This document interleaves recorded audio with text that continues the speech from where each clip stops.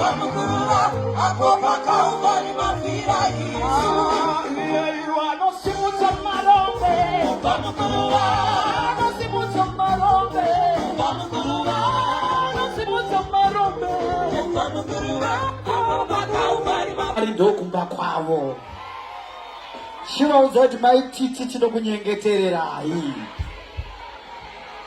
maititi chinokudai Stretch your mouth, go to we love you, we love you, we love you. God bless you, my sister.